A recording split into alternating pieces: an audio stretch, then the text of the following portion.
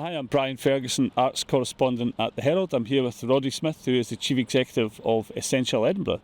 Roddy, it's a beautiful day in the gardens, but there's nothing happening behind us here in the Ross Bandstand. People can't even come in here. Is this a normal sight, is it?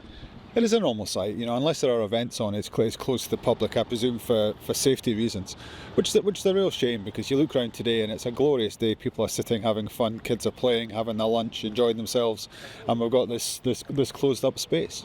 I think it's fair to say the Ross Bandstand has probably seen better days. It seems to be getting used less and less. Why has that been allowed to happen, do you think?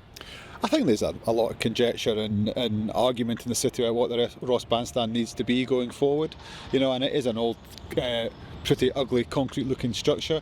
So I think there just needs to be a real conversation about what we can do to improve things, to make it a real community amenity that everyone can enjoy, and of course have the ability to upscale for the odd event each year.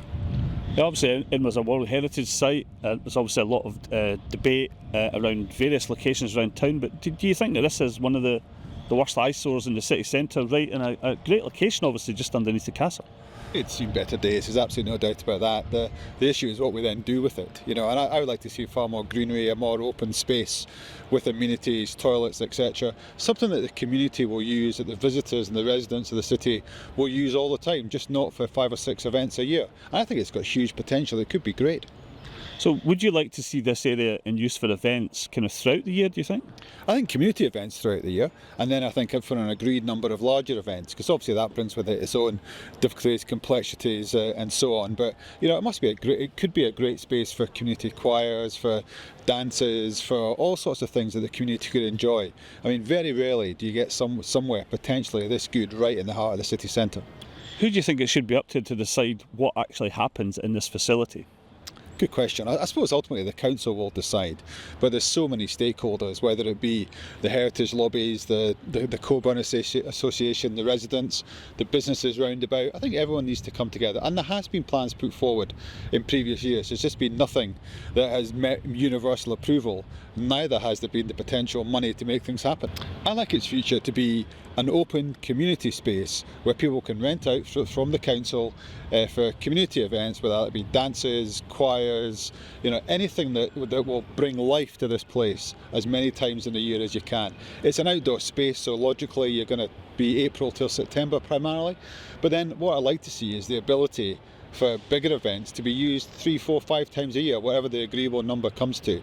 But again, it's such a potentially great space in the very heart of the city. Do you think that the new Edinburgh Visitor Levy, some of that should potentially be used to help bring this place back into life and maybe help fund community events run by people in Edinburgh? It's the logical way to fund it, because there's been talk in the past, and the Quake project did a lot of work, but the funding's always been the issue. We've now potentially got a resource that could be put to it over the next 4 or 5 years with borrowing potential as well. I think the important thing is to agree what it's going to be used for. And we're sitting here today talking, and up on the castle there's an 8,000 seater stadium being built on the esplanade of our most historic building in the city. So anything can be possible where there's a will. And finally, how important is it that Edinburgh has a kind of widespread of festivals and events throughout the city? There's maybe been a danger in recent years that things have been very focused on certain parts of town. There's not as much happening in the new town as there used to be.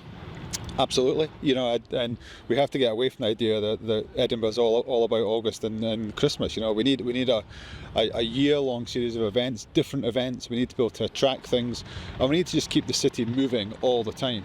Edinburgh's undergone a huge change in the last 10 years. Lots of new hotels, visitor centres, bars, restaurants, new office blocks. The city's transforming. And I see the Ross Bandstand as an important part of that in the future.